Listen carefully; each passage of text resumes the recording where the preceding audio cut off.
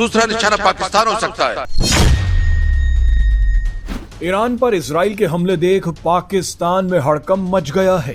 पाकिस्तान के नेताओं ने संसद में खड़े होकर बयान देने शुरू कर दिए हैं कि ईरान के बाद हमारा नंबर है। पाकिस्तान को लग रहा है कि इजराइल अब भारत के साथ मिलकर हमें भी खत्म करना चाहता है। ये मजाक की बात नहीं है। पाकिस्तान के एक बड़े नेता ने संसद में खड़े होकर यह बयान दिया है।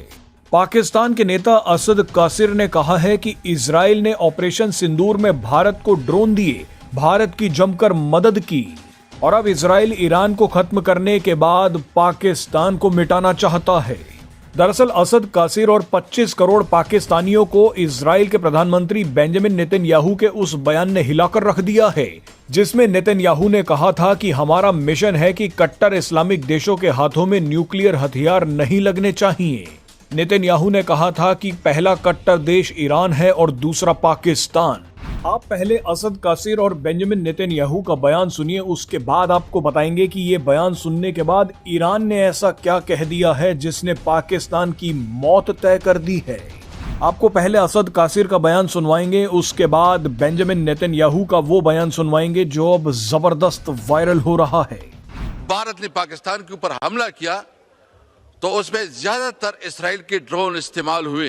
खुदा न ख्वास्ता इसके बाद उसकी एडवेंचर, उसके दूसरा निशाना पाकिस्तान हो सकता है। So the greatest mission that we have is to prevent a militant Islamic regime from meeting up with nuclear weapons.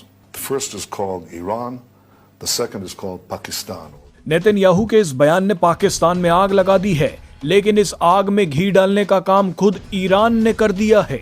Iran के एक शीर्ष अधिकारी मोहसेन रजई ने एक बड़ा ऐलान करते हुए कहा है कि इजराइल ने अगर ईरान के खिलाफ परमाणु हथियारों का इस्तेमाल किया तो इसके जवाब में पाकिस्तान इजराइल पर परमाणु हमला कर सकता है। आप ही बताइए कि 2 कौड़ी का पाकिस्तान इजराइल पर परमाणु हमला करेगा।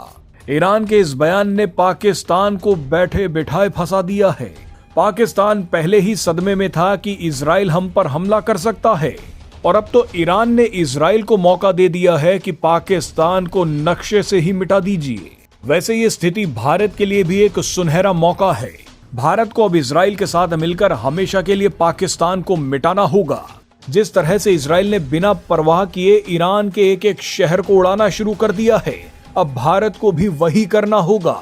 जिस तरह से इजराइल ने ईरान की सेना के टॉप कमांडर्स को उड़ा दिया है, उसी तरह से अब भारत को भी असीम मुनीर को उड़ाना होगा। पाकिस्तान जितने समय तक जिंदा रहेगा उतने समय तक भारत को दुख देता रहेगा। ऐसे में मौके का फायदा उठाकर भारत को वो बड़ा फैसला ले लेना चाहिए जिसकी हमेशा से मांग होती रही है।